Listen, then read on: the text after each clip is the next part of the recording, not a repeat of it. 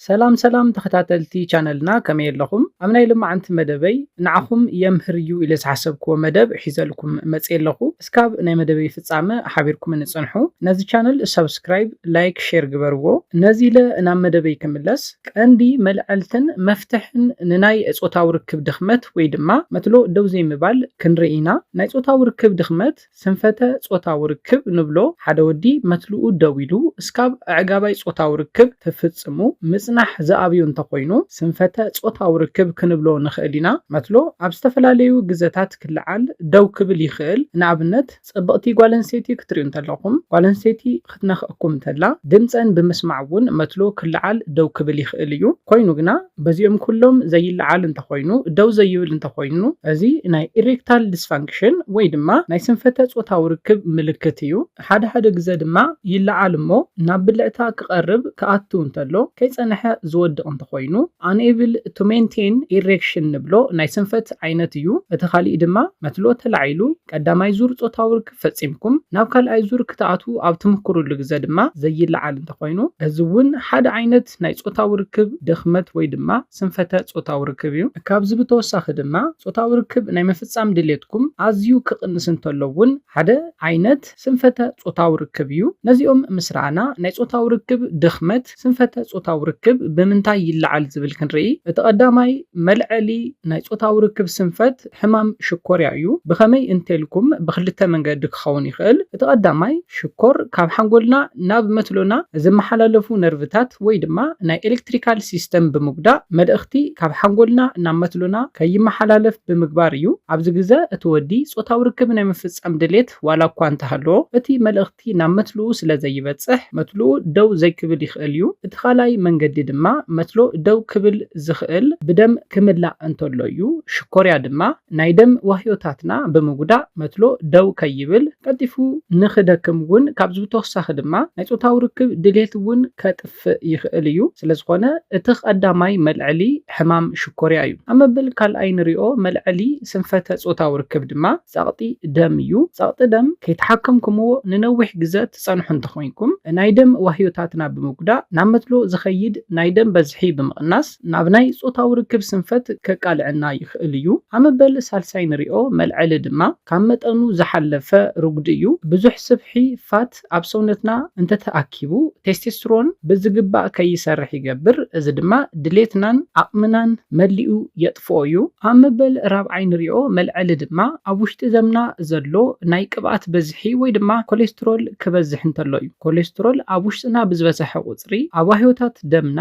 እንዳተኣከበ ምንቅስቓስ ደምና ምዝውዋር ደምና የቕንሶ እዩ እዚ ድማ ከምቲ ቅድም ኢለ ዝሓበርክዎ ናይ ጾታዊ ርክብ ስንፈት የቃልዕና ማለት እዩ ኣብ መበል ሓምሻይ ንሪኦ መልዐሊ ድማ ምስ ነርቭታት ዝተተሓዙ ጸገማት እዮም ከምኒ ፓርኪንሰን ዲዚዝ እንብሎ ከምኒ መልቲፕል ክለሮሲስ ዝበሃሉ ነርቭታት ዘጥቅዑ ሕማማት ናይ ጾታዊ ርክብ ስንፈት ከብጽሑልና ከስዕቡልና ይኽእሉ እዮም ኣብ መበል ሻድሻይ ንሪኦ መልዐሊ እዚ ጸገም ድማ ናይ ቫይታሚን ዲ ሕጽረት እዩ ናይ ቫይታሚን ዲ ሕጽረት ብበዝሒ እንተሃሊና ብፍላይ ካብ 20 ናኖግራም ፐር ዲሲሊትር ንታሕቲ እንተኾይኑ ናይ ጾታዊ ርክብ ድኽመት ስንፈት ጾታዊ ርክብ የስዕበልና እዩ ኣብ መበል ሻውዓይ ንሪኦ መልዐሊ እዚ ጸገም ድማ ኣብ ብዙሓት ደቂ ተባዕትዮ ናይ ጾታዊ ርክብ ስምዒት ዘቐንስ እዩ ቀጢፍካ ናይ ምፍሳስ ጸገም እውን ከብጽሕልና ዝኽእል እዩ እዚ ድማ ናይ ቴስቴስትሮን ሆርሞን ዋሕዲ እዩ ቴስቴስትሮን ሆርሞን ከም ዝፍለጥ ናይ ደቂ ተባዕትዮ ሆርሞን ተባሂሉ ይፍለጥ ንወዲ ወዲ ዝገብሮ ሆርሞን እዩ ጭሕሚ ክነብቁል መትሎና ንኽዓቢ ኮታስ ካብ ደቂ ኣንስትዮ ፍልይ ዘብሉና ነገራት ክንረክብ ዝገብረና ቴስቴስትሮን ሆርሞን እዩ ካብዚ ብተወሳኺ ኣብ እዋን ጾታዊ ርክብ ዓቕምና ልዑል ዝበለ ንኽኸውን ዝገብረልና ሆርሞን ቴስቴስትሮን ሆርሞን እዩ ኮይኑ ግና ዋሕዲ ቴስቴስትሮን ሆርሞን ናይ ጾታዊ ርክብ ድኽመት የስዕበልና ካብዚኦም ብተወሳኺ ድማ ካልኦት መልዐልቲ ኣለዉ እዚኦም ድማ ኣብዚሕካ ሽጋራ ምትካኽ እዩ ኣልኮል ኣብዚሕካ ምስታይ ጫት ምቕሓም ከቢድ ስትረስ ወይ ድማ ጭንቀት እንተሃሊና ከምኡውን ምስ ኣፍቃሪትና በዓልቲ ቤትና እውን ዘይተፈትሐ ጸገም እንተሃሊና እውን እዚ ጸገም ክስዕበልና ይኽእል እዩ ፍርሒ ከምኡውን ዘይምምያጥ እውን ካብቲ ቀንዲ መልዐሊ እዚ ጸገም ሓደ እዮም እዚኦም ኩሎም ኣብ እዋን ጾታዊ ርክብ ዘለና ዓቕሚ ዘቐንሱ ቀልጢፍና ክነፍስስ ዝገብሩና መትሎና ከይልዓል ክገብሩ ዝኽእሉ ምልክታት መልዐሊታት እዮም እዚ ምስራዕና ድማ ሓደ ወዲ ንስንፈተ ጾታዊ ርክብ ናይ ጾታዊ ርክብ ድኽመት ንምክልኻል ንምክልኻል እንታይ ክገብር ኣለዎ ዝብል ክንርኢ ቅድሚ ዝግና ኣብ ካሊእ መደብ እንታይ ዓይነት ናይ ሕክምና ዓይነታት ክትወስዱ ከም ትኽእሉ መደብ ሰሪሐ ስለ ዘለኹ ምልስ ኢልኩም ክትሪእዎ ትኽእሉ ኢኹም እቲ ሊንክ እውን ኣብ ኮሜንት ክገድፈልኩም እየ ጾታዊ ርክብ ድኽመት ወይ ድማ ናይ ስንፈት ጾታዊ ርክብ ንምክልኻል ክንገብሮ ካብ ዘለና ነገራት እቲ ቀዳማይ ካብ ወልፊ ናፃ ምዃን እዩ ብፍላይ ጫት ምቕሓም ሽጋራ ምትካኽ ኣልኮሆል ኣብዚሕካ ምስታይ ኢቭን ናይ ፖርኖግራፊ ውልፋት ክንከውን እውን የብልናን ናይ ግብረ ሕቡእ ሴጋ ውልፋት እውን ክንከውን የብልናን እዚ ናይ ጾታዊ ርክብ ድኽመት ስንፈት ጾታዊ ርክብ ከስዕበልና ስለ ዝኽእል ማለት እዩ ኣብ መበል ካልኣይ ንሪኦ መከላኸሊ ድማ ኤክሰርሳይዝ ምስራሕ እዩ እንተነኣሰ ኣብ ውሽጢ ሓደ ሰሙን ካብ 3 እስካብ 4 መዓልቲ ኤክሰርሳይዝ ብምስራሕ ንድኽመት ጾታዊ ርክብ ክንከላኸለሉ ንኽእለሉ ሓደ መከላኸሊ እዩ ብኸመይ ክትብሉ ትኽእሉ ኢኹም ናብ መትሎና እኹል ደም ንኽበፅሕ ብምግባር እዩ እንታይ ዓይነት ኤክሰርሳይዝ እንተሰሪሕና ዳኣ ይምረፅ ክትብሉ እውን ትኽእሉ ጂም ኣትይኹም ክብደት መልዓል ገመድ ብምዝላል ጉያ ብምጉያይ ካሊእ ድማ ኬግል ኤክሰርሳይዝ ዝበሃል ኣሎ ኬግል ኤክሰርሳይዝ ብምስራሕ እውን ክትከላኸልዎ ትኽእሉ ኣብ ዩቲዩብ ኣትይኹም ኬግል ኤክሰርሳይዝ ወይ ድማ KEGEL ኢልኩም ሰርች ብምግባር ንዕኦም እንዳረኣኹም ብምስራሕ ንድኽመት ጾታዊ ርክብ ክትከላኸልዎ ትኽእሉ ኢኹም ኣብ መበል ሳልሳይ ንሪኦ መከላኸሊ ድማ ኣመጋግባና ምምዕርራ እዩ ብፍላይ ቆፅላ መፅልን ፍራፍረን ምብላዕ ከምኡ እውን ብፕሮቲን ሪች ዝኾኑ ፕሮቲን ብበዝሒ ዘለዎም ምግብታት ክንበልዕ እውን ኣለና ከምኒ ሽኮር ዘለዎም ጥዑማት ዝኾኑ ከምኒ ኬክ ኩኪስ ልስሉስ መስተታት ክንገድፎም ኣለና ፕሮቲን ብበዝሒ ዘለዎም ምግብታት ክንርኢ እንተለና ከምኒ እንቋቑሖ ዓሳ ናይ ደርሆ ስጋ ቀይሕ ስጋ እዚኦም ብበዝሒ ፕሮቲን ዘለዎም ስለ ዝኾኑ እንተትምገብዎም ዝበለፀ ነዚ ፀገም ንምክልኻል ዝሕግዙኹም እዮም ንስንፈተ ጾታዊ ርክብ እውን ዝከላኸሉልና ብሉፃት ሜላታት እዮም ፍራምረን ቆፅልታት እውን ኣብዚሕና ክንምገብ ኣለና ፍራምረታት ካብ ንብሎም ከምኒ ኣቮካዶ እንጆሪ